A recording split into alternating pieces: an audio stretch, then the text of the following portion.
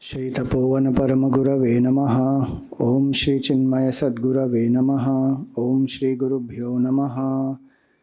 Om Samasta Jana Kalyane Niratam Karunamayam. Namami Chinmayam Devam Sadgurum Brahma Vidvaram.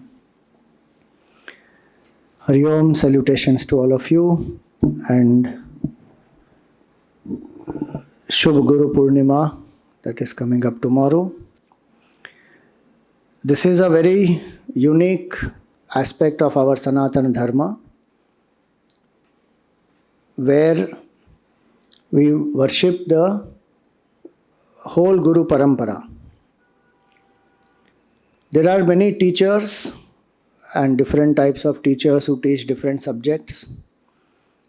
But in the spiritual field, especially in Adhyatma, in Vedanta, the tradition is, when we say Guru, is Guru Sakshat Parabrahma.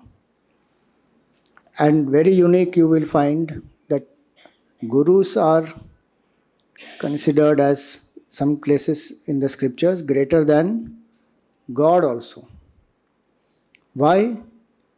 Because the Guru introduces us to the divine. And more strangely, the Guru introduces us to ourselves only. We don't know who we are. We need a Guru to introduce us to ourselves. And so it is said that the Guru is like the cloud. Different analogies are given. One place it is said Guru is like the cloud and Veda is like the ocean. So this huge ocean of knowledge which is there. Now ocean obviously is in one place.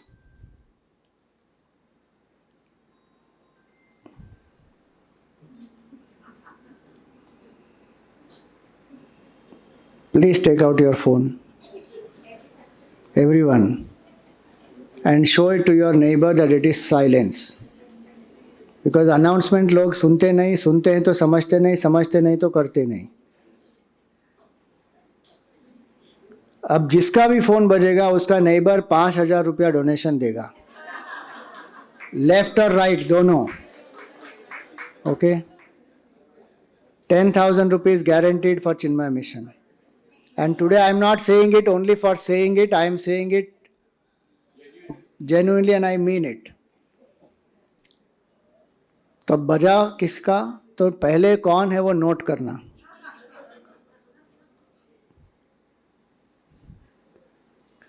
So the point here is that the Guru is like the Veda, or the ocean is like the Veda, Guru is like the cloud. So the knowledge that the Vedas have, everybody cannot read, study, understand. Even many who study it don't know the essence many times. What is the main purpose of the Veda? Veda is like a manual. It has so many things about daily living, about success, achievement, relationships, many things of this world, many things of the other world. But what is the main purpose in the Veda? That is to know who am I, that is to know the oneness of Jiva Jagat Ishvara. That the Guru is like the cloud who showers that knowledge on all of us. An interesting analogy it is, because the Veda, the ocean remains where it is. Ocean doesn't travel anywhere. But the clouds, they go and they bring water to so many distant lands. Like that the Guru travels, gives the knowledge to so many people. And so on this day, we express our gratitude to such a great master. If we have our own, we have a Sadguru, and that is one of the things that our culture says very clearly, that everybody must have a Guru.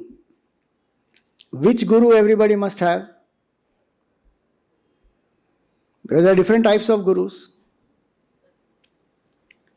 There are some Gurus who are called Suchak Gurus. This is as per Guru Gita. Suchak Guru means one who gives us the information, Suchana. So subjects like physics, chemistry, biology, all those, So Suchak Guru.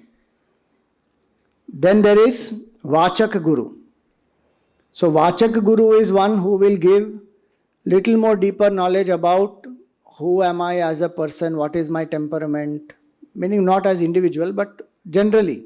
Varna Vyavastha, Ashram Vyavastha, so what one should do in one's life, at which stage in life, what is the temperament of a person, how to identify, how to be successful, how to choose a career, all those. So it is not only objective knowledge, it is little more connected to an individual and their life.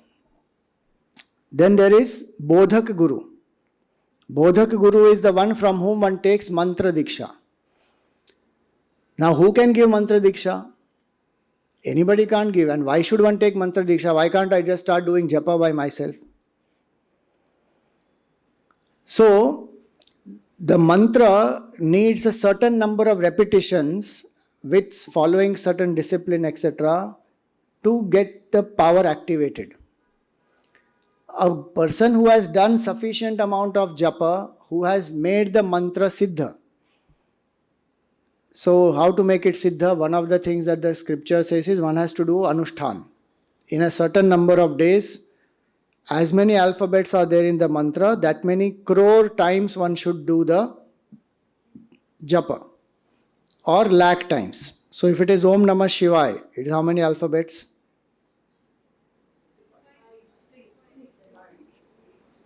Om, Na, Ma, Shi, Va, Ya. Shadakshari mantra. If you say only Namah Shivaya, then it is Panchakshari. So now if it is Shadakshari mantra, then 6 lakh times minimum one has to do. And do you know our Gurudev had done that before he took sannyas itself. That was one of the things he did and decided that yes, I want to take sannyas. When he did his Chardham Yatra, he went finally to Badrinath. He finished Yamunotri, Gangotri, Kedarnath and then to Badrinath. And he stayed in Badrinath for 1 whole month and did the Purascharan of Om Namah Shivaya mantra 6 lakh times. In his own writing it is there. In Chinmaya Pradeep, if you have come, we have displayed that. 6 lakh times, 30 days, that will be 200 malas in one day.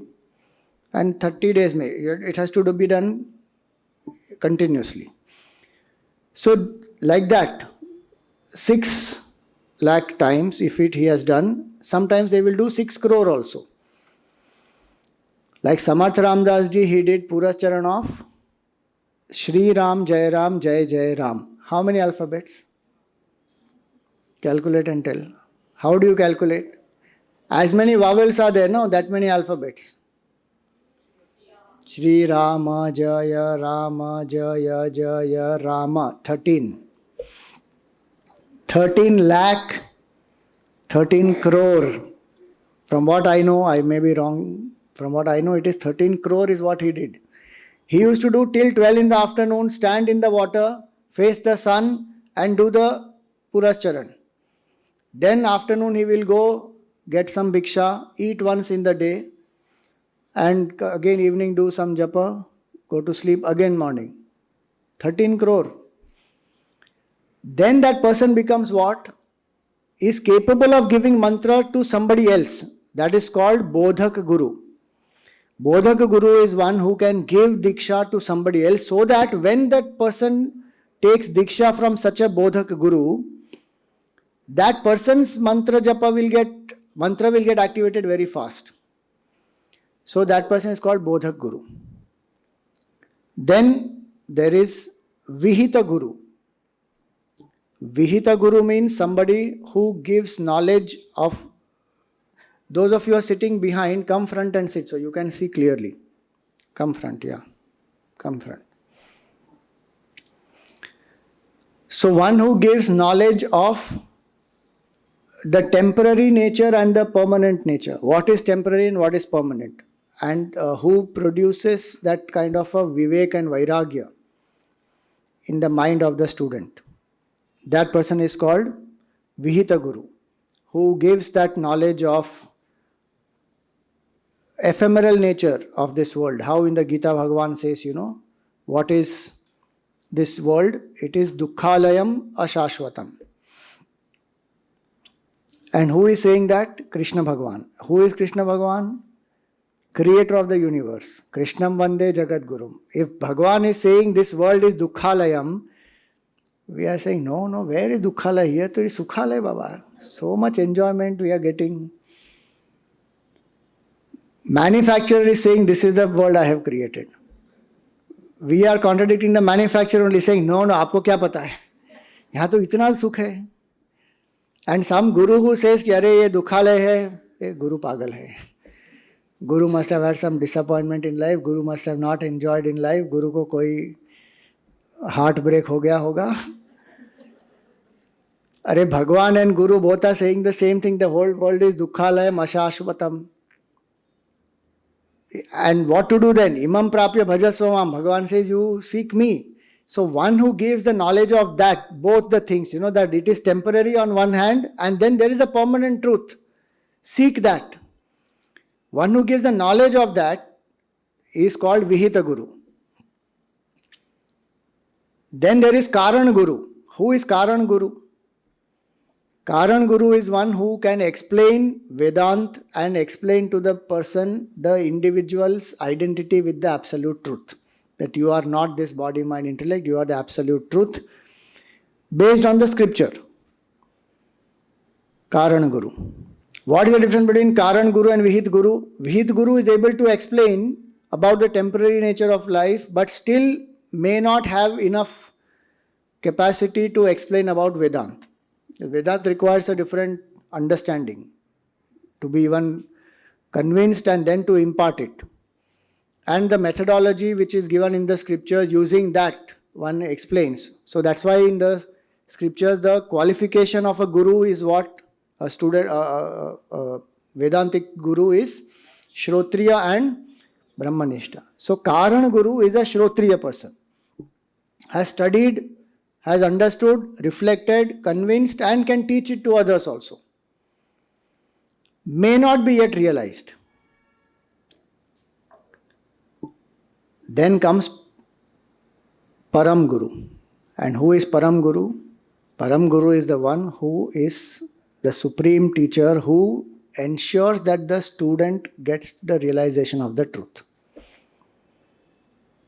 Like how Gurudev said that I am thankful to Swami Shivanandaji who taught me the scriptures and to Swami Tapovanam who took me to the edge and pushed me into the beyond. Both Shivanandaji and Tapovan Maharaj, they are Param Gurus actually. They are realized masters. And so, Param Guru is the one who is the supreme. In the Guru Gita it is said, if one finds a Param Guru, it is the greatest blessing that one will have. Because not easy to find. We will find other gurus more easily. Vachak Guru, Bodhak Guru. Enough people are there who will initiate into Mantra Diksha also. There will be enough who will even teach. Karan Guru also one may find. But Param Guru is the rarest. And Guru Purnima celebrates all the Gurus. But if one is under the wings of a Param Guru, one should feel extremely grateful and that opportunity one should never miss. Because if a Param Guru has come into one's life, chances of realization are extremely high.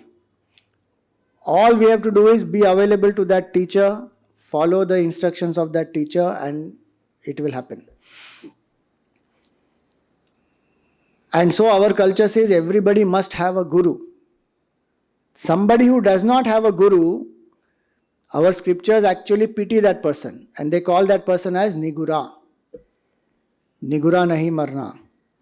It is a big curse if one has a human birth but one has no guru.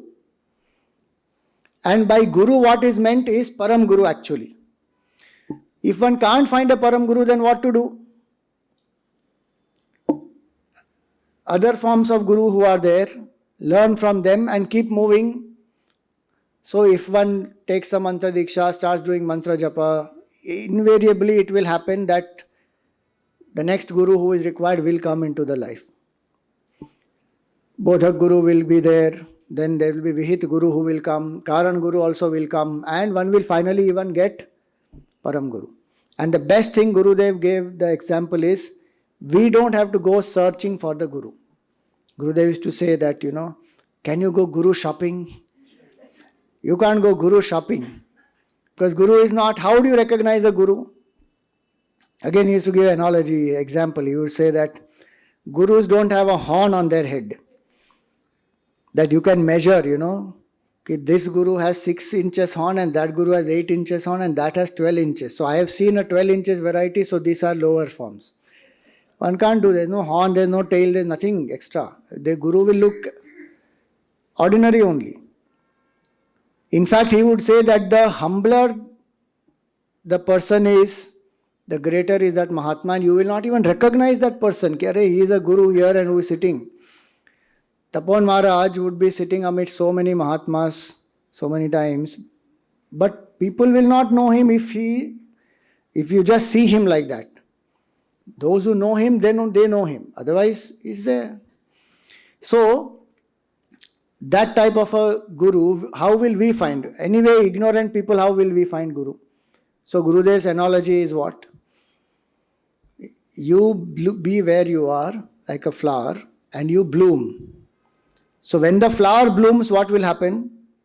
Fragrance will spread. When the fragrance spreads, the bees will come. If the flower remains closed, even if the bee comes, what will the bee do? Circle around it and go. So even if a Param Guru is there in our life, if we have not blossomed, we will not receive. And so, today I wanted to share with you a few things that Samarth Ramdas ji says in Das Bodh about what a Guru does. See, when we remember all this, our heart is filled with gratitude for the parampara in which we are. To find a Guru parampara, tracing back. So when we say Sada Shiva Samarambham, Shankaracharya Madhyamam, Asmadacharya Paryantam, what all these great masters have done is most amazing. And so, today when we remember those things, that one is to find a Param Guru, second is to find a parampara of such teachers. The parampara is very important. Do I have a teacher who comes under a tradition? And do you know, Tapon Maharaj was such a great Vairagi that he did not need anybody to initiate him into sannyas. Vivekananda ji was one such person. There are many people like that, but in example if I have to give, Vivekananda ji was one such person, Tapon Maharaj is another such great person. He took sannyas by himself. Both of them, they took sannyas by themselves. They don't need any other sannyasi to initiate them into sannyas because their level of identification with the truth and no body attachment is so high, took themselves only. So, Tapon Maharaj, his name he took upon sannyas is Swami Tyagananda.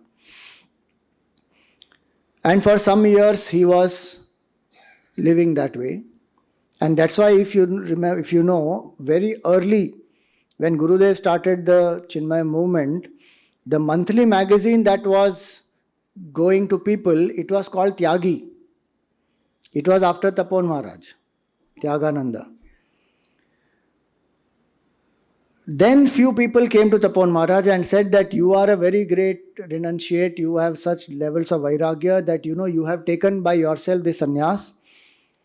But if you come under a parampara, it will set the right example for many others to also fall under the traditional parampara of sannyas. And so he took once again from a sannyasi under Kailas Ashram, and then he took the name Swami Tapovanam. So one is to find a Param Guru, other is to find a Param Guru who is in the parampara, in the lineage. And why that lineage is so important? Because each one is initiated by their teacher and it is an unbroken tradition. That's another uniqueness of our Sanatana Dharma. We actually celebrate on Guru Purnima the unbroken tradition of Guru and Shishya, which is not there in many other cultures. And it is this unbroken tradition of Guru-shishya parampara that has ensured the survival of this culture even after more than 1200 years of invasions, attacks from outside, inside. Just imagine if Veda Vyasji had not written down the Vedas, would we even know what the Vedas are, what Vedanta is? We wouldn't know. If he had not compiled it in the written form, if he had not written the Mahabharata, we would not have the Gita. So today the three books that we call Prasthanatraya of our Sanatan Dharma, the main credit goes to Veda Vyasji. What are the three books Prasthanatraya?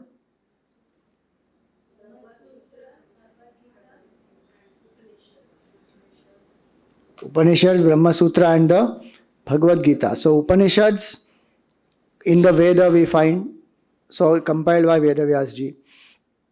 Bhagavad Gita also written by Veda Vyasji as a compilation from Mahabharata when he heard Shri Krishna there. And then Brahma Sutra he wrote, just like we have Patanjali's Yoga Sutra, Naradji's Bhakti Sutra, like that we have Vedanta Sutras which are Brahma Sutra.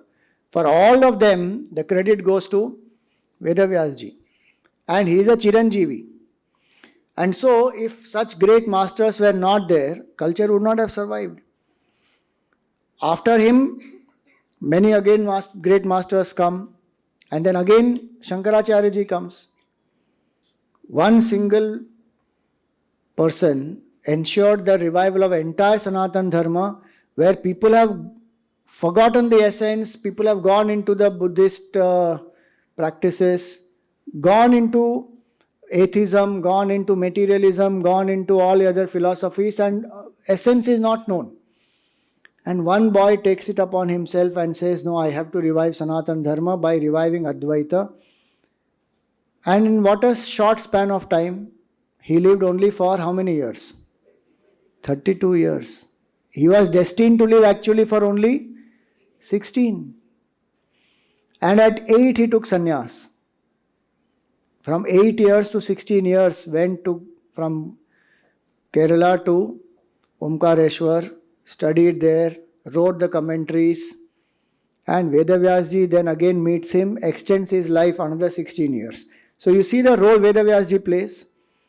He himself revived the culture. Then again he extended 16 years of Shankaracharyaji's life to ensure that the culture spreads. Such a great master, Veda Vyasji. He wrote the entire Veda, compiled the entire Vedas, wrote 18 Puranas, wrote the Mahabharata, Brahma Sutra, all that. But he also has the humility to sit in the class of his own son, Shukdev ji. And he listens to Bhagavatam. He doesn't say, अरे मुझे क्या जरूरत है, पूरे वेद तो लिखे हैं मैंने, मेरा ही बच्चा है. He sits and listens. Our Gurudev was also like that. So humble. He used to sit and listen to Guruji's talks on Ramayana. Sometimes, if not, he can't sit and listen in the class because he is doing some other work, he will watch the video. Tulsi Ramayana, when Guruji started, he told Guruji to start Tulsi Ramayana in Siddhabari. He would listen. His Bhagavatam, Guruji's Bhagavatam, first Bhagavatam was inaugurated here in Birla Matushri. That time Gurudev was there on stage. Gurudev inaugurated, his mother was also there, Guruji's mother was there. And 20 minutes Gurudev gave the inaugural address and then he sat down in the audience and he is listening to Guruji's Bhagavatam. This is the glory of our Gurus who don't think that we are Sarvagnyas and we don't need any knowledge and who will teach us and my disciple only sitting, he has learned from me everything. Nothing. They go and sit. What humility and what absorption of the mind in the higher. So that is Veda Vyasji, Shankaracharya ji, Tapon Maharaj, Shivanand ji, Gurudev, such a great parampara. And so here from Dasbodh I want to share a few things where such lovely analogies are given about what the Guru does. So one place, Samarth Ramdas ji, he says that the tiger of materialistic world has jumped and separated the calf and the cow. By seeing this, whoever immediately removes this separation, that person is a good guru. So the calf symbolizes whom? All of us, Jiva. And the cow is Brahman. One who removes this separation is the Guru. Then he gives another analogy. This is a very lovely one. Whatever is in the Vedas, he selects. And like one's own child, he puts morsels of knowledge to the listening disciple. So the Guru is like that. You know how a small child is fed by the mother so lovingly. And the analogy is very good. Why? Because the mother knows that the child needs to be given the food. The child may run here and there. Mother will go catch him, bring him, sit and feed the child. What all Gurus have done for us or not? Who was ever interested in Vedantic knowledge? Tapon Maharaj said to Gurudev, don't go down. Whoever needs the knowledge will come up. But Gurudev said, no, the urge is irresistible. I must go and serve and bring this knowledge to the masses. So he came down. Awareness of bondage only we don't have. We think we are free. And the Guru says, Arey, you are bound.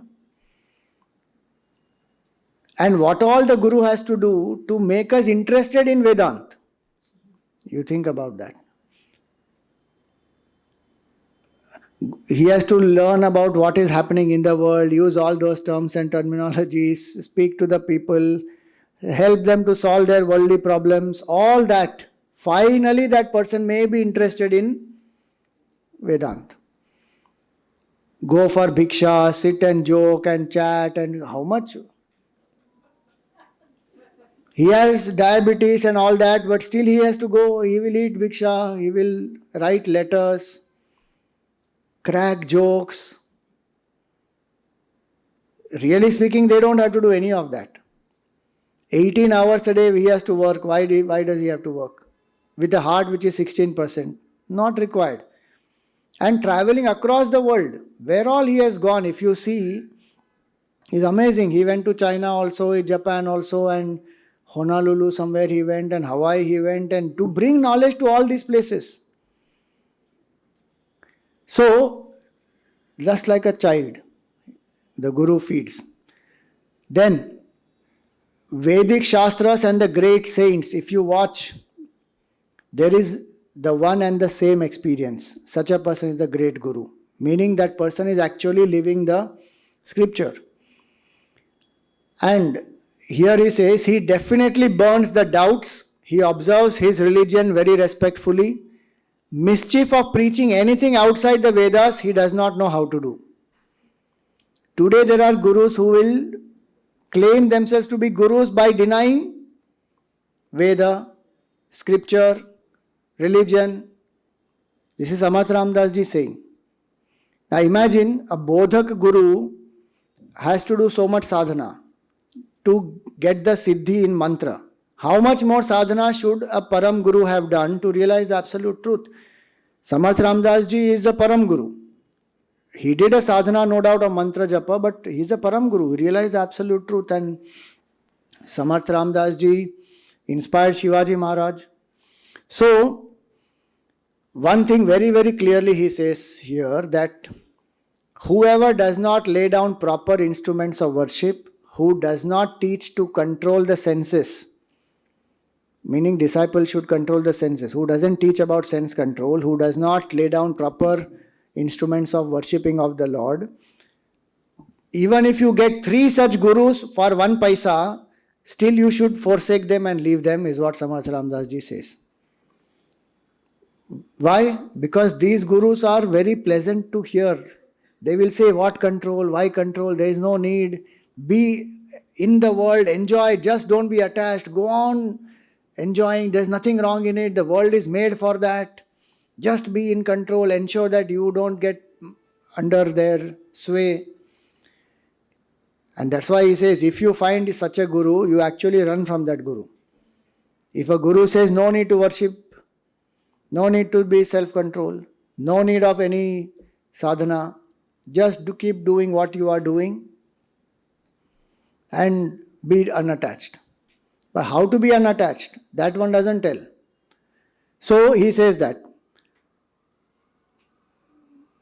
Guru carried away by the feelings of the disciple is the worst rascal and base. He is a thief, hypocrite, lowly person. And Guru should not be such a person due to whom one goes away from God. So these are all so many beautiful points that he says. In whom we see these three, they are the real teachers. Who are they? What are the three? Scriptures, the self, and God. Whoever has these three very clearly says, in whom you see the signs of three revelations, the strength of Guru, scriptures, self, and God. Such is the Guru who is virtuous, and a disciple must find only such a Guru. So one has to be very careful. He is a great speaker on non-dualism, but he is always drowned in passions, temptations. By the guidance of such Guru, there can never be meaningful life of a disciple. There may be great speakers, which we have enough in this world, but if they're drowned in passions and temptations, so one has to see what is the net result, that where did this person finally, what did this person achieve? Many people will get carried away only by the flowery language or expression or some oratory or some kind of expression which conforms to one's ideas and beliefs. One example I will give here is Osho. So many people will read him, may follow him also. But what was his personal life and where did it land him in? Why to even follow that kind of a teaching when that teacher himself has landed in such levels of downfall? But literature is available, videos are available, popularly people will listen. So one has to be cautious, one has to be very careful that whom are we following, because we will land up there finally by following certain teachings. And so the scripture is very, very careful, and Guru Purnima is the occasion where we introspect and find, do I have a Param Guru? If I don't have a Param Guru, I should sincerely demand from Bhagavan that please bless me with a Param Guru. The Param Guru need not be in a physical form. Suppose one says, Vivekananda ji, I am very inspired by. Then Vivekananda ji can be your Guru. In the mind you make that sankalpa, surrender, keep a picture, do the worship, follow the teachings. Then Vivekananda ji is the Guru. Why? Because Vivekananda ji was not a form. He was not limited to a form. He is one with the truth. And so the guidance will keep coming. So it's not that, oh Swamiji, we missed the boat now, अभी हम क्या करेंगे, हमारे life में तो कोई परम गुरु है नहीं, अब कहाँ से आएगा, क्या करें? Either you can take some realized master already, or demand from Bhagwan. Gurudev's words are so clear. He says, if the demand is there, supply will come. And in that example of flower and bee, he said, if the flower opens and if there is no bee to pollinate, Narayana himself will have to become a bee, come pollinate the flower and go. So you don't worry about that. You only create the demand. Supply will happen. It will follow. So on Guru Purnima, that's what we do. Remember our Guru Parampara. Remember our Param Guru. Express our gratitude. If we have an Ishta Devata, great. We worship the Ishta Devata and see the Guru also as the expression of that Ishta Devata only.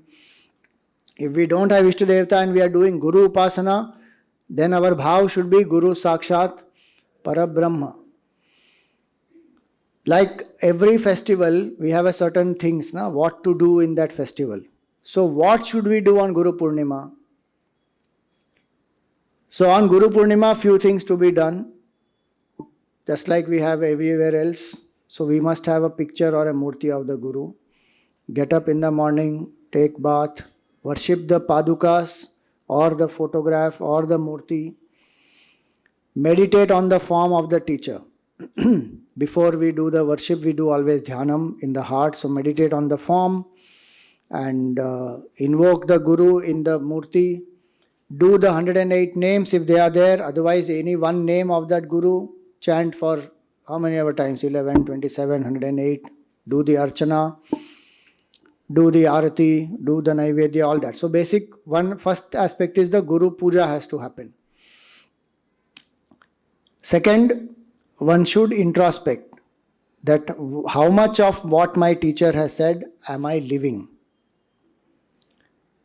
And take one new sankalpa on that day, that from today this is one more quality or one more instruction that my Guru gave, I am going to follow. And periodically review that.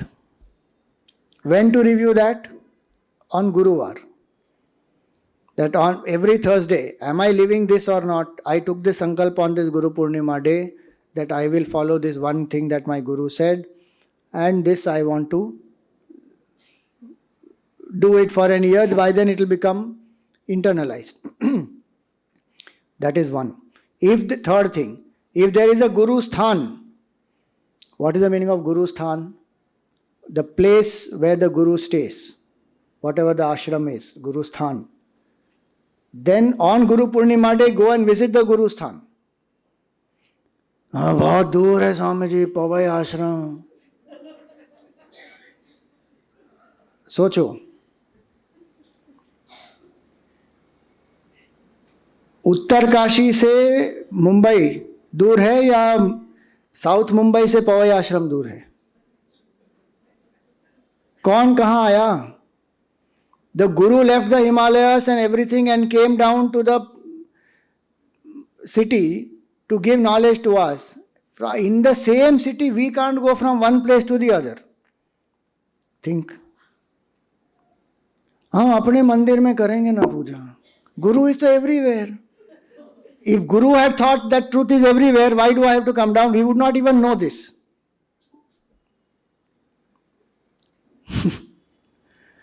But pramad hota hai na. Upanishad says very clearly, pramado vai mrityu. Pramad is death.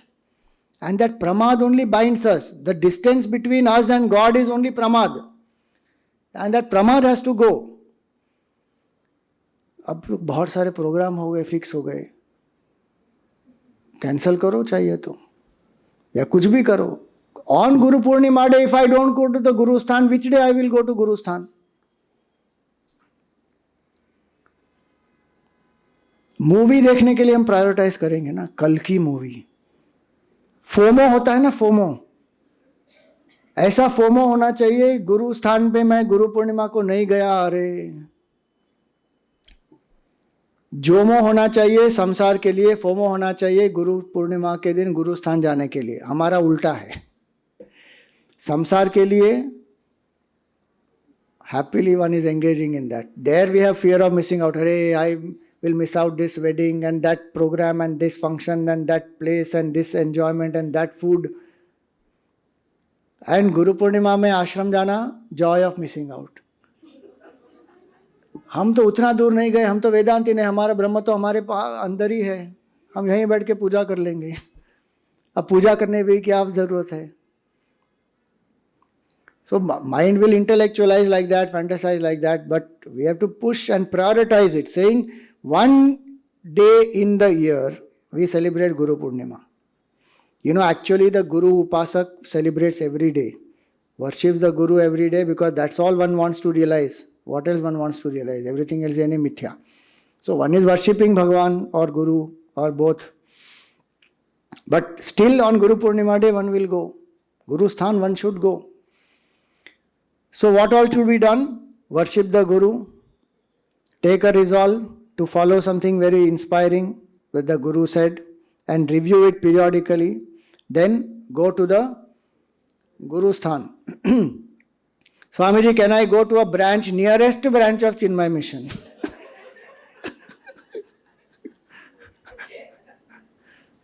अब concession ही लेना है तो लो, फिर क्या करोगे? फिर बोलोगे nearest branch चिन्मय mission में, तो I am only Chinmay mission. Chinmay mission is not building, I am only Chinmay mission.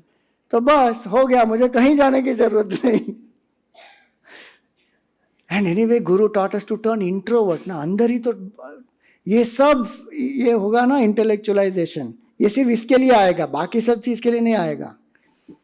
So go to the गुरु स्थान. 3 थिंग्स, इतना तो मिनिमम हम कर सकते हैं.